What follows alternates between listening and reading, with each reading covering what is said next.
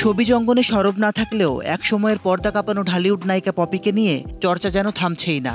লম্বা সময়ে আত্মগোপনে থাকার পর বিয়ে ও সন্তানের খবরে নতুন করে লাইমলাইটে আসেন পপি। এরপর বিরতি দিয়ে বিভিন্ন ইস্যুতে এসেছেন আলোচনায়। কখনো তাকে নিয়ে আলোচনা হয়েছে ধর্মকর্মে মনোযোগী হওয়ায়, আবার কখনো পরিবারের সঙ্গে সম্পত্তি সংক্রান্ত জটিলতায়। মা ও ভাই বোনের বিরুদ্ধে অভিযোগ পাল্টা অভিযোগের ভিত্তিতে সরগরম করে রেখেছেন সোশ্যাল মিডিয়া। এবার এই নায়িকা আলোচনায় আইনি নোটিশ পাওয়ার কারণে। মোহাম্মদ তারেক আহমেদ চৌধুরী নামের এক ব্যক্তির পক্ষে বুধবার সুপ্রিম কোর্টের আইনজীবী মোহাম্মদ ইলিয়াস আলী মণ্ডল পপির খুলনা ও ঢাকার ঠিকানায় রেজিস্টার্ড ডাকযোগে নোটিশটি পাঠান।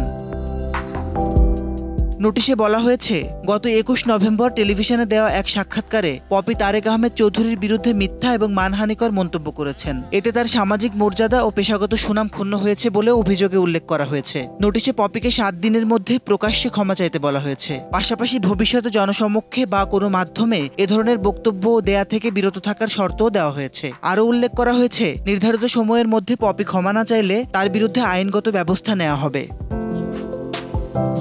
মাসিদ রনো, সময় সংবাদ, ঢাকা।